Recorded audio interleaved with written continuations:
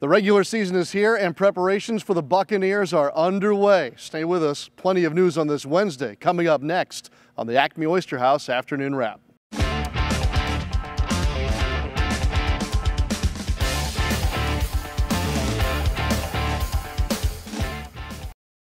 The regular season is finally here, and Sunday's game against Tampa Bay starts it all off. Hi, everybody. With John DeShazier, I'm Sean Kelley. Welcome into the ACME Oyster House Afternoon Wrap. And, John, our first full regular season Wednesday. It's fully now underway. Yeah, we are so ready to get to it. And I know the players have to be, too, even though you go through that tough preseason. But a lot of that is about paring down the roster and finding out your best 53, and a lot of that doesn't have anything to do with the starters, so to speak. So I think they're ready to get into it. Yeah, we've had days now of roster movement across the NFL. John, it included this Wednesday and for the New Orleans Saints too. Yeah, running back Boston Scott released. A guy who made the original 53-man. We don't know if he might necessarily be back on the practice squad, but certainly, you go from that jubilation of making the 53-man to now being waived because offensive lineman Josh Laribas is back. And Josh Laribas might be back because maybe left guard Andrews Peat might not be able to go. Andrews Peat did not participate in practice today. We saw Josh Laribas working with the number ones at left guard next to Teron Armstead at left tackle. So we'll see how that develops as the week goes along, but it looks like Josh Laribas will at least be around this week. Yeah, no doubt about that. Nonetheless, the regular season is finally here, and that means one thing for a guy like Marcus Davenport, who will make his NFL regular season debut perhaps this Sunday, but also for a guy like Drew Brees, where he's almost 2 full decades into regular season openers. Excited that we've gotten through an off season where I felt like we got good work in.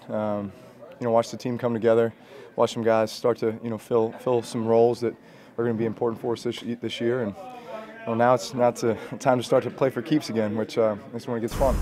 So the Saints, John, will open the regular season with the team that they closed last regular season with, a division opponent, the Buccaneers. Yeah, exactly. So there's some familiarity there. Now, how much familiarity? Because there are always shifts and changes during the offseason, but certainly a divisional opponent.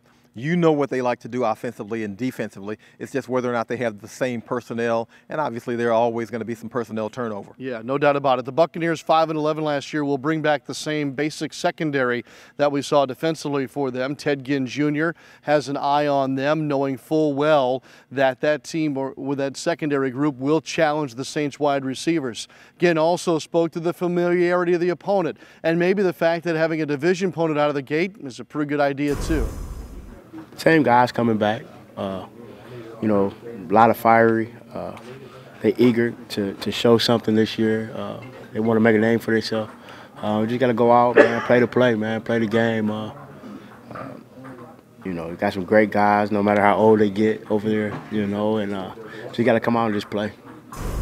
Well, certainly one difference from the December meeting between these two teams and what we'll have this weekend at the Mercedes-Benz Superdome is the quarterback situation on Tampa's side. Yeah, Jameis Winston is scheduled to miss the first 3 games of the regular season because of an NFL suspension. So they won't have him, but they will have Ryan Fitzpatrick. Now, Ryan Fitzpatrick entering his 14th NFL season. He's got more than 100 starts under his belt, so certainly he's not the average backup quarterback. He's a guy who's got a lot of experience. Yeah, no doubt. I mean, this is a really key opportunity for Tampa to have such a high-caliber second-string quarterback, much like the Saints now have in Teddy Bridgewater. Mm-hmm. Exactly. I mean, it's a luxury to have a good backup quarterback, and there aren't many of them in the NFL, and the Saints and Buccaneers certainly have upgraded those positions. Ryan Fitzpatrick was with the Buccaneers last year. The Saints were able to get Teddy Bridgewater this offseason, so you're always looking to shore up that position. Difficult to do. Saints and Buccaneers very fortunate. Yeah, no doubt. Cam Jordan talked about the difference that would be, I guess, in play here, whether it be this kind of a backup quarterback in Fitzpatrick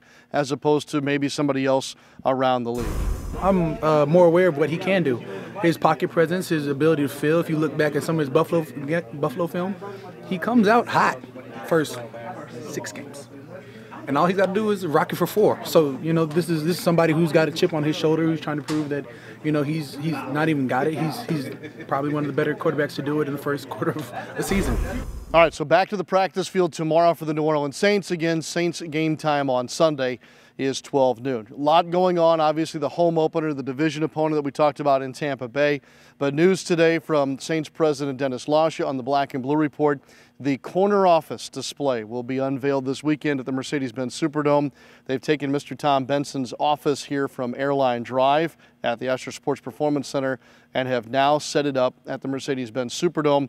It's also a weekend in which Tom Benson will be unveiled as the next name on the Saints Ring of Honor at the Mercedes-Benz Superdome. Details certainly to follow on that. John and I are back with you tomorrow. We'll continue to progress toward Game 1, Saints and Buccaneers.